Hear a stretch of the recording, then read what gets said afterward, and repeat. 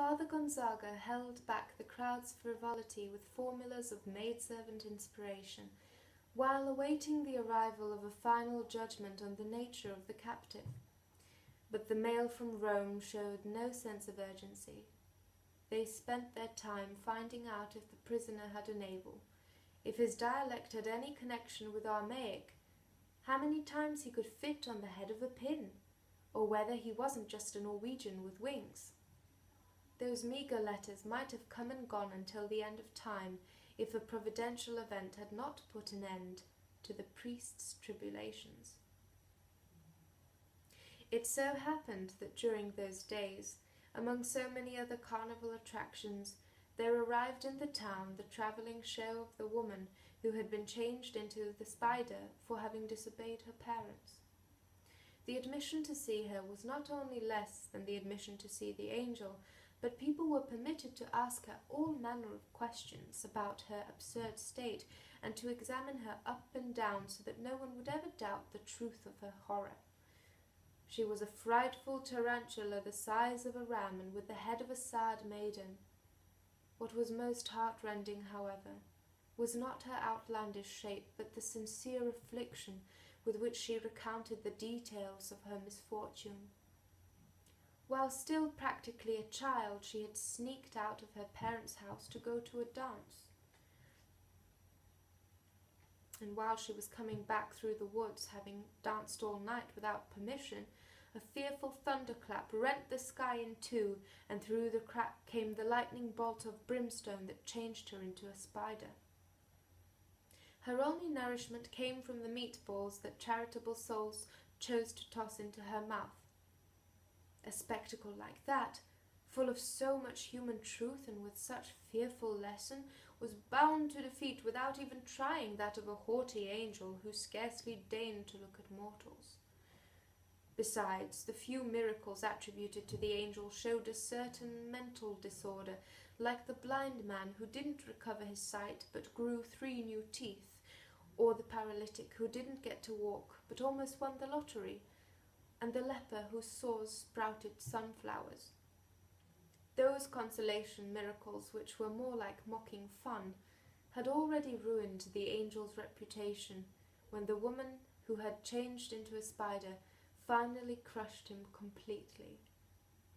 That was how Father Gonzaga was cured forever of his insomnia, and Pelayo's courtyard went back to being as empty as during the time it had rained for 3 days and crabs walked through the bedrooms. The owners of the house had no reason to lament.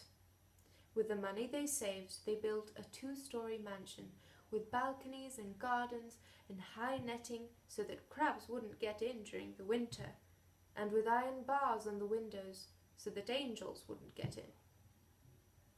Pelayo also set up a rabbit warren close to the town and gave up his job as a bailiff for good, and Elisenda bought some satin pumps with high heels and so many dresses of iridescent silk, the kind worn on Sunday by the most desirable women in those times.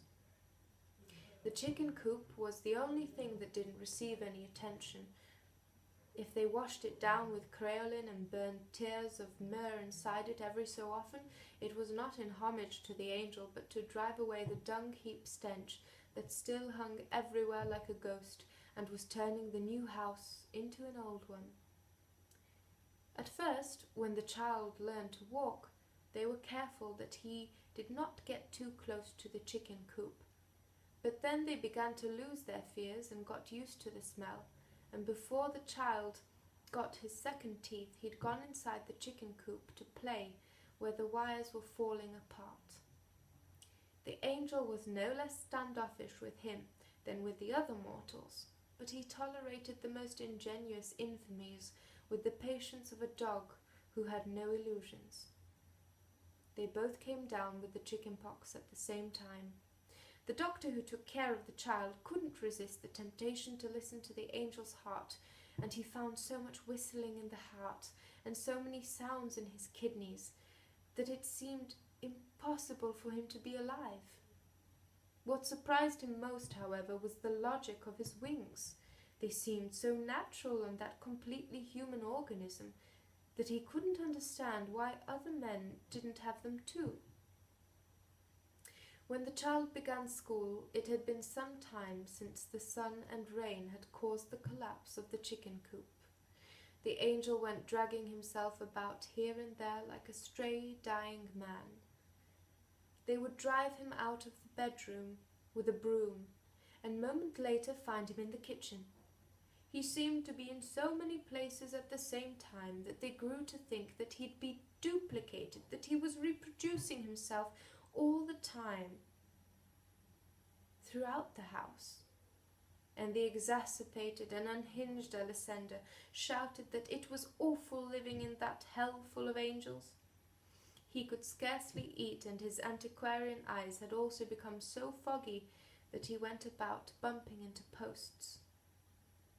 All he had left were the bare cannulae of his last feathers. Pelayo threw a blanket over him and extended him the charity of letting him sleep in the shed, and only then did they notice that he had a temperature at night, and was delirious with the tongue twisters of an old Norwegian. That was one of the few times they became alarmed, for they thought he was going to die, and not even the wise neighbour woman had been able to tell them what to do with dead angels. And yet he not only survived his worst winter, but seemed improved with the first sunny days. He remained motionless for several days in the farthest corner of the courtyard, where no one would see him, and at the beginning of December some large, stiff feathers began to grow on his wings, the feathers of a scarecrow which looked more like another misfortune of decrepitude. But he must have known the reason for those changes, for he was quite careful that no one should notice them, that no one should hear the sea chanties that he sometimes sang under the stars. One morning Elisenda was cutting some branches of onions for lunch when a wind that seemed to come from the high seas blew into the kitchen. Then she went to the window and caught the angel in his first attempts at flight. They were so clumsy that his fingernails opened a furrow in the vegetable patch, and he was on the point of knocking the shed down with the ungainly flapping that slipped on the light and couldn't get a grip on the air. But he did manage to gain altitude. Elisenda let out a sigh of relief, for herself and for him, when she watched him pass over the last houses, holding himself up in some way with the risky flapping of a senile vulture. She kept watching him even when she was through cutting the onions, and she kept on watching until it was no longer possible for her to see him, because he was no longer an annoyance in her life, but an imaginary dot on the horizon of the sea.